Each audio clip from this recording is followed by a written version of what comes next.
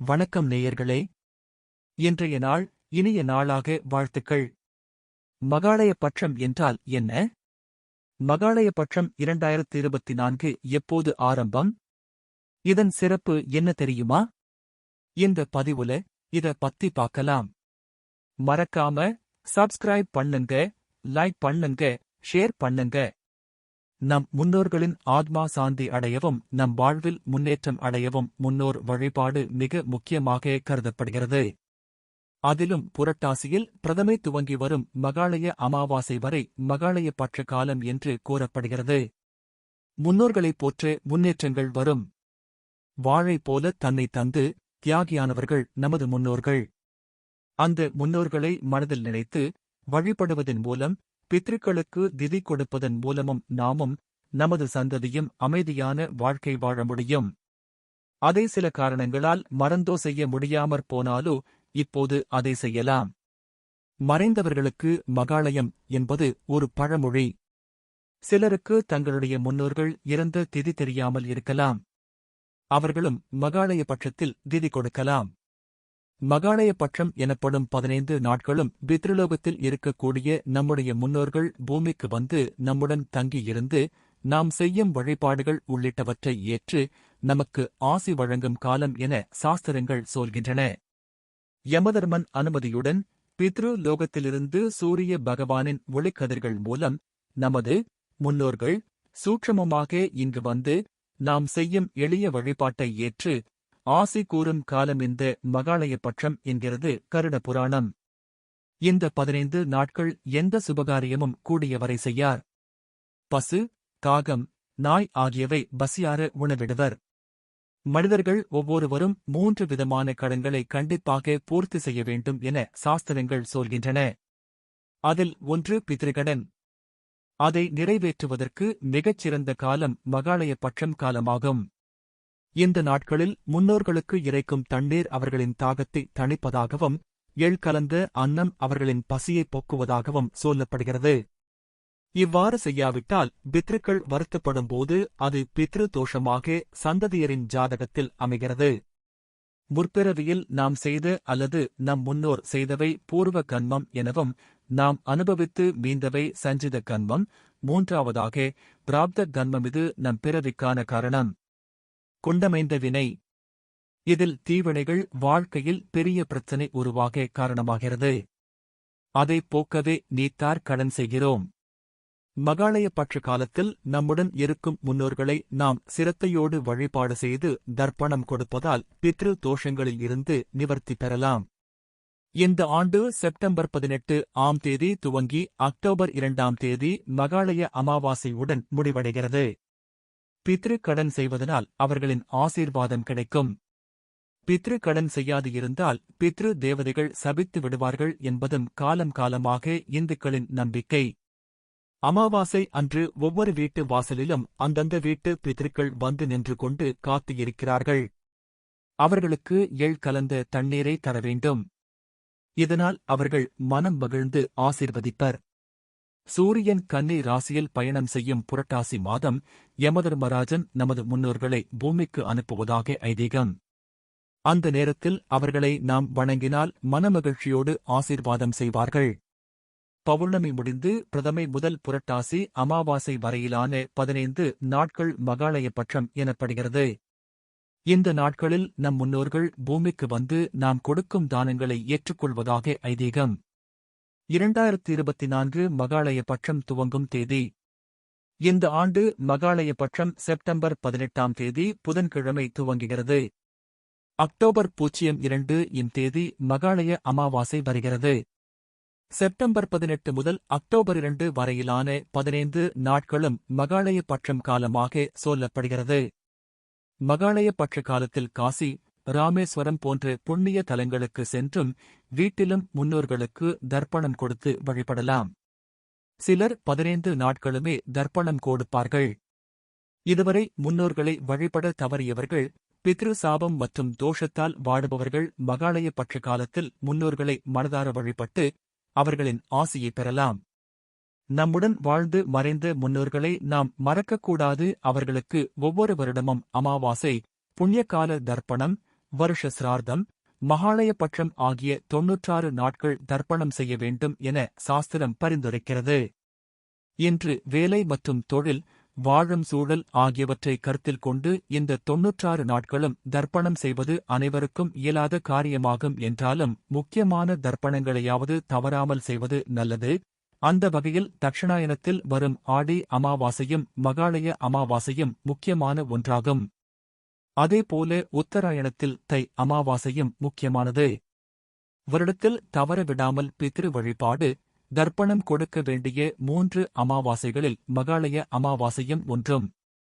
இது வழக்கமாக ஆவணி, புரட்டாசி மாதங்களில் வரும்.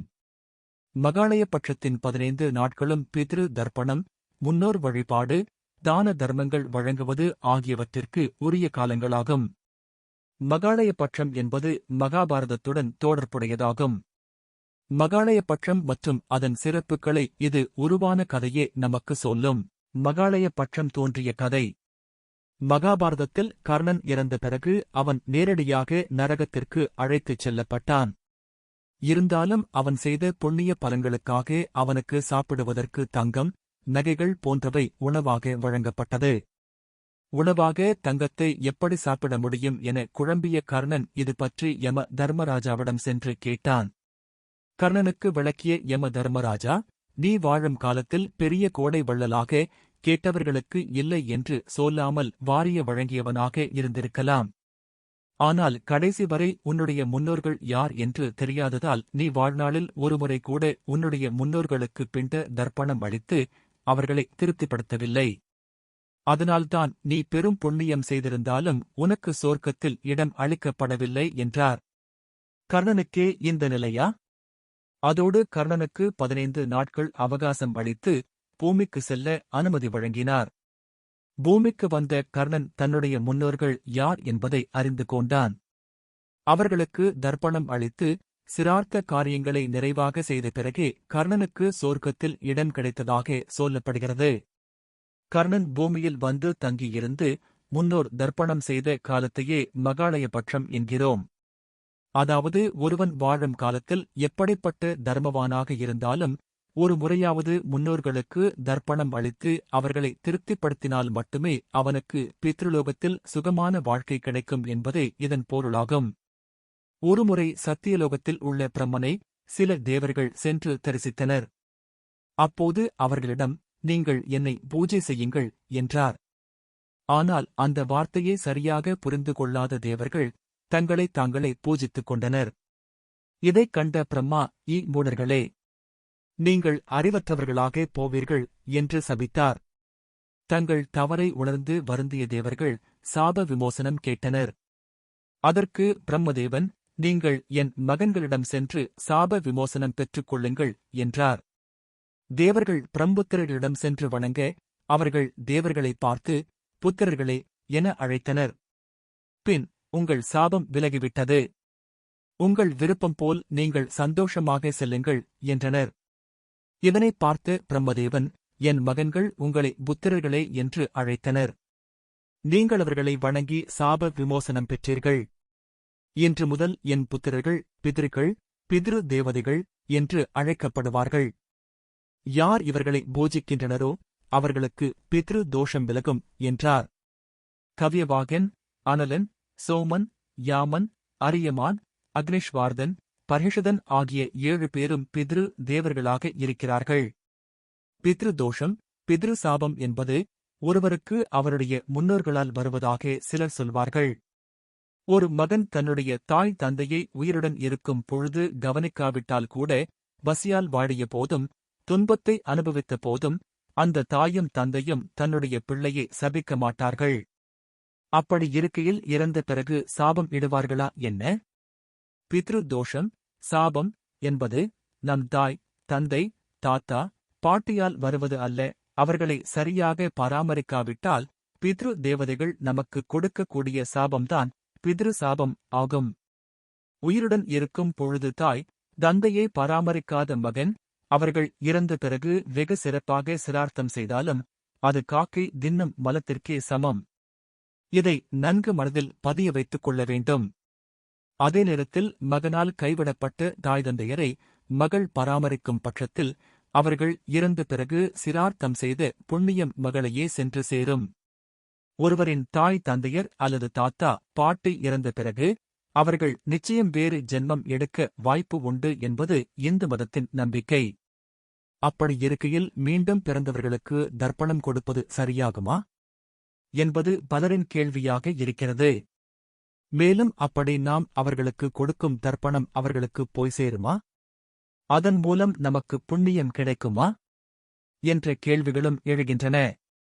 தாத்தா, பாட்டி, அப்பா, அம்மா மறுபிறவி எடுத்தால் கூட நாம் செய்யக்கூடிய தர்ப்பண பலனை பித்ரு தேவதைகள் ஏற்றுக்கொண்டு நமக்கு புண்ணியத்தை தருகிறார்கள் என்பதுதான் உண்மை. குடும்பத்தில் இயற்கையாக மரணித்தவர்கள் தவிர கொலை, தற்கொலை, விபத்து மற்றும் அகால மரணங்கள் மூலம் உயிர் நீத்தவர்களுக்கு முறையான கர்மகாரியங்களை செய்வது அவசியம். அப்படி செய்வதன் மூலம் அந்த ஆத்மாக்கள் பித்ருலோகத்தை அடையும்.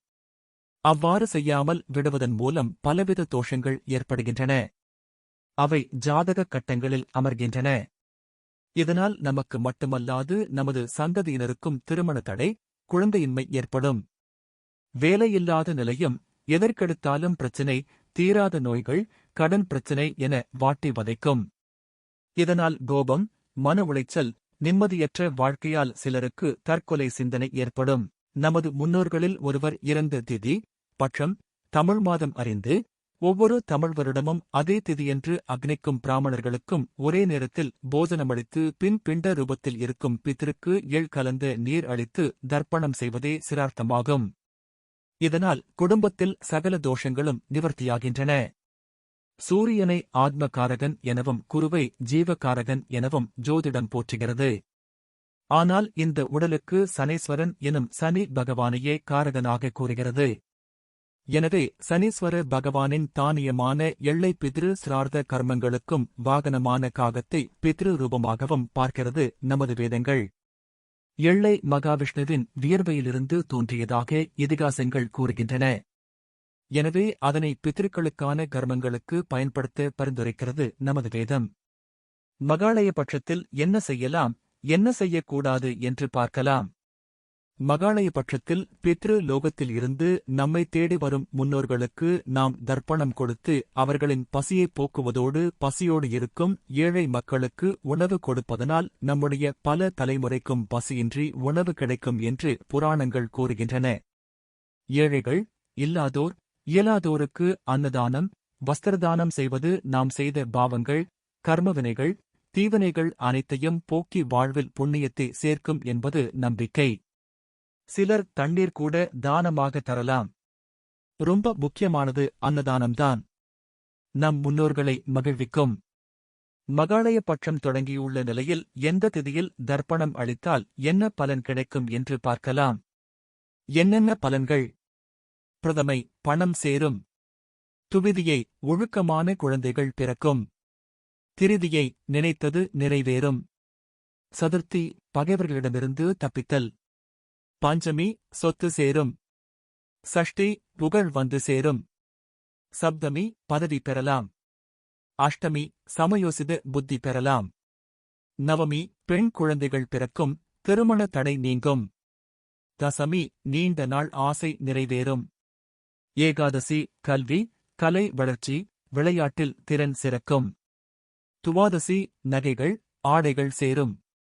திரையோதசி, விவசாயம் செழிக்கும், பசுக்கள் விருத்தியாகும், ஆயுள், ஆரோக்கியம் கூடும். சதுர்த்தசி, பாவம் நீங்கி, தலைமுறைகளுக்கு நன்மை சேரும். மகாளய அமாவாசை, முன் சொன்ன அத்தனை பலன்களும் கிடைக்கும். தர்ப்பண வகைகள். நம் குடும்பத்தில் நம்முடன் வாழ்ந்து அல்லது நமக்கு முன் வாழ்ந்து மறைந்த, முறையாக சந்நியாசம் பெற்ற முன்னோர்களுக்கு செய்ய வேண்டிய சிரார்த்தம் இது. மகாளய பட்சத்தில் வரக்கூடிய துவாதசி திதி அன்று இதனைச் செய்ய வேண்டும். அன்று செய்யும் சிரார்த்தம் தர்ப்பணம் மிகுந்த புண்ணியத்தைக் கொடுக்கும். இதற்கு சந்நியஸ்த மகாளயம் என்று பெயர். கணவனும் மகனும் இல்லாத பெண் தன் கணவர், மாமனார், மாமியார் மற்றும் முன்னோர்களுக்காக மகாளய அமாவாசை அன்று சங்கல்ப சிரார்த்தம் செய்யலாம். இதற்கு விதவா மகாளயம் என்று பெயர். சுமங்கலியாக வாழ்ந்து இறந்த பெண்களுக்காக பாட்டி, சகோதரி, தாய், அத்தை, சித்தி, மகாளய பட்சத்தில் வரும் நவமி திதி அன்று திதி செய்ய வேண்டும். இதற்கு அவிதவா நவமி என்று பெயர். இதை முறையாக செய்யும் பொழுது அந்த குடும்பத்தில் பெண் சாபங்கள் விலகும். நீண்ட ஆயுள் உண்டாகும். வரும் காலங்களில் அந்த குடும்பத்தில் பெண்கள் விதவையாகும் நிலை உருவாகாது. இந்த நாளில் தங்களால் இயன்றவர்கள் சுமங்கலி பெண்களை வீட்டிற்கு வரச் சொல்லி புடவை, ரவிக்கை, குண்டு மஞ்சள், குங்குமம், தாம்பூலம் தந்து வணங்கலாம். நம் குடும்பம் சம்பந்தப்பட்ட யாராவது துர்மரணம் அடைந்திருந்தால், அதாவது தண்ணீரிலோ நெருப்பிலோ அல்லது தூக்கு போட்டு, விபத்துகளில், கொடிய மிருகங்களில் தாக்குதலில் அல்லது மற்றவர்களால் கொலை செய்யப்பட்டிருந்தால், அவர்களுக்கு மகாளய பட்ச காலத்தில் வரும் சதுர்த்தசி திதியன்று சிரார்த்தம் தர்ப்பணம் செய்யலாம். இதனால் அந்த குடும்பத்தில் துர்மரணம் நிகழாது. இறந்தவர்கள் ஆன்மா சாந்தி அடையும். இதற்கு சஸ்திரஹத மகாளயம் என்று பெயர். தர்ப்பணம் செய்வதில் தேவ தர்ப்பணம் என்று ஒன்று உள்ளது. சுண்டுவிரல் அடிப்பாகத்தால் இந்த தர்ப்பணத்தை செய்ய வேண்டும். தண்ணீர், அட்சதை, அரிசி மட்டும் இதில் பயன்படுத்தப்படும். சிலர் எள் சேர்த்தும் செய்வர். இந்த தர்ப்பணத்தை தாய், தந்தை உயிருடன் உள்ளவர்கள் கூட செய்யலாம். இந்த தர்ப்பணத்தை செய்யும்போது கேசவம் தர்ப்பயாமி, நாராயணம் தர்ப்பயாமி, மாதவம் தர்ப்பயாமி, கோவிந்தம் தர்ப்பயாமி, விஷ்ணும் தர்ப்பயாமி, மதுசூதனம் தர்ப்பயாமி, திரிவிக்ரமம் தர்ப்பயாமி, வாமனம் தர்ப்பயாமி, ஸ்ரீதரம் தர்ப்பயாமி, ரிஷிகேசம் தர்ப்பயாமி, பத்மநாபனம் தர்ப்பயாமி, தாமோதரம் தர்ப்பயாமி, ஆதித்யம் தர்ப்பயாமி, சோமம் தர்ப்பயாமி, அங்காரகம் தர்ப்பயாமி, புதம் தர்ப்பயாமி, பிரகஸ்பதி தர்ப்பயாமி, சுக்ரம் தர்ப்பயாமி, சனீஸ்வரம் தர்ப்பயாமி, ராகும் தர்ப்பயாமி, கேதும் தர்ப்பயாமி என்று சொல்ல வேண்டும். மகாளய பட்ச காலத்தில் செய்யக்கூடாதவை. மகாளய பட்சம் கடைபிடிக்கப்படும் இந்த 15 நாட்களும் நம்முடைய வீட்டினை சுத்தமாக வைத்துக் கொள்ள வேண்டும். குப்பைகளை சேகரித்து வைத்திருக்கக்கூடாது. மாமிச உணவுகளை சாப்பிடக்கூடாது. மகாளய பட்ச விரதம் இருப்பவர்கள் தாம்பத்திய உறவில் ஈடுபடக்கூடாது. உணவில் வெங்காயம், வெள்ளைப்பூண்டு உள்ளிட்டவைகளை சேர்க்கக்கூடாது. தேவையற்ற பேச்சுக்கள், வீண் சண்டைகளை தவிர்க்க வேண்டும். மகாளய பட்ச காலத்தில் நம்முடைய முன்னோர்களை நினைத்து வணங்கினால் வீட்டில் நிம்மதியும் சந்தோஷமும் நிலைத்திருக்கும். மறந்து போனவர்களை மாகாளயத்தில் சேர். 15 நாள்களும் முன்னோர்களை வழிபட பல்வேறு புண்ணிய பலன்கள் கிடைக்கும். ஒவ்வொரு நாள் வழிபாட்டிற்கும் ஒரு பலன் உண்டு. மனமாற நாம் பிரார்த்தனை செய்வதன் மூலம் முன்னோர்களின் ஆசி கிடைப்பதுடன் செல்வம், புத்திர பாக்கியம், சத்ரு ஜயம், ஞானம், கல்வி, சுக சம்பத்துக்கள் ஆகியன கிடைக்கும் என்கின்றன சாஸ்திரங்கள். தந்தையில்லாதவர்கள் ஒவ்வொரு மாத அமாவாசையின் போதும் குடும்பத்தின் 3 தலைமுறை ஆண், பெண்களுக்கே தர்ப்பணம் செய்வது வழக்கம். சிராத்த காரியங்களும் அவ்வாறே நடைபெறும். ஆனால் மகாளய பட்சத்தின் போது யாருக்காக வேண்டுமானாலும் நாம் தர்ப்பண காரியங்களைச் செய்ய இயலும். தாய் வழி, தந்தை வழி உறவினர்கள், உடன் பிறந்தவர்கள், மகன் அல்லது மகள் அவர்களின் உறவினர்கள், குரு, நெருங்கிய நண்பன் என இறந்த அனைவருக்கும் தர்ப்பணம் செய்து அவர்களுக்கும் நற்கதி ஏற்பட வழி செய்யலாம். இவ்வாறு செய்யும் கர்த்தாவுக்கு சகல ஆசிகளையும் பித்ருக்கள் வழங்குவார்கள் என்பது ஐதீகம். இந்த 15 நாள்களும் சுபகாரியங்கள் செய்வது தவிர்க்கப்படும். வீடுகளில் இந்த நாள்களில் முன்னோர் வழிபாடுகளை முடித்து பின்னே கோலமிடுதல், விளக்கேற்றுதல் போன்ற வழக்கமான கடமைகளை செய்ய வேண்டும். இந்த 15 நாள்களும் உணவில் சாத்விகத் தன்மை உள்ள உணவுகளையே உண்ண வேண்டும். கேளிக்கைகளை தவிர்க்க வேண்டும். கிடைக்கும் நேரங்களில் நாம ஜபங்களைச் செய்து வர வேண்டும். மகத்தான மகாளய தானம். மகாளய தானம் மகத்தான தானம் என்பார்கள். இந்நாளில் வஸ்திர தானம், அன்னதானம், குடை, காலணி, போர்வை ஆகியவற்றை ஏழைகளுக்கு தானம் செய்தால் நம் இல்லத்தில் இல்லாமை நீங்கி செல்வ வளம் சேரும். மேலும் கோதானம் செய்வது, பசுக்களுக்கு உணவு வழங்க உதவுவது ஆகியன நம் தீராத பிரச்சினைகளுக்கு தீர்வாக மாறும். நம் முன்னோர்கள் நாம் செய்யும் தானங்களை பார்த்து நம் சந்ததியினர் நல்ல வழியில் வாழ்கிறார்கள் என்பதைக் கண்டு மகிழ்ந்து நம்மை ஆசீர்வதிப்பார்கள் என்பது நம்பிக்கை. எனவே மறக்காமல் இந்த மகாளய பட்ச காலத்தில் நம்மால் முடிந்த தானங்களை செய்து வழிபடுவோம். முறையான முன்னோர்களுக்கான வழிபாடு இறந்தவர்களின் ஆத்மாவை பிறவா நிலைக்கு எடுத்துச் செல்லும். ஒரு ஆத்மாவை சாந்தியடையச் செய்பவர் அதற்கான புண்ணிய பலனை பெறுவர். இதைத் தொடர்ந்து செய்பவர்கள் சிரமங்கள் இன்றி தமது வாழ்க்கைப் பாதையை நிர்ணயித்துக் கொண்டு மகிழ்வுடன் செல்லலாம். தாய் தந்தை சொல்லே உயர்வேதம் எனக் காட்டியதும் ஒரு அவதாரம் பரசுராம அவதாரம் என விஷ்ணு பகவானே பெற்றோர் முக்கியத்துவம் காட்ட அவதாரம் எடுத்தார். அப்படி பித்ருக்களின் ஆராதனை செய்ய உருவாகிய சடங்கு மகாளயபட்சம் என்பர். குருமார்களை வைத்து இதை செய்ய முடியாதவர்கள் அரிசி, வாழைக்காய், தட்சணை கொடுத்து திருப்தி செய்யலாம். அன்னதானம் செய்வது 7 ஜென்மங்களின் பாவங்களைப் போக்கும். மகாளய பட்சத்தில் கொடுக்கப்படும் தர்ப்பணத்தால் ஓராண்டுக்கு திதி கொடுத்து புண்ணியம் கிடைக்கும். மற்ற மாதங்களில் அமாவாசை தர்ப்பணம் செய்யாதவர்கள் கூட இந்த மகாளய பட்ச தர்ப்பணத்தை தவிர்க்காமல் செய்ய வேண்டும். மீண்டும் இன்னொரு பதிவுல சந்திக்கலாம். உங்க ஆதரவு ரொம்ப முக்கியம். அதனால மறக்காம சப்ஸ்கிரைப் பண்ணுங்க, லைக் பண்ணுங்க, ஷேர் பண்ணுங்க. நன்றி.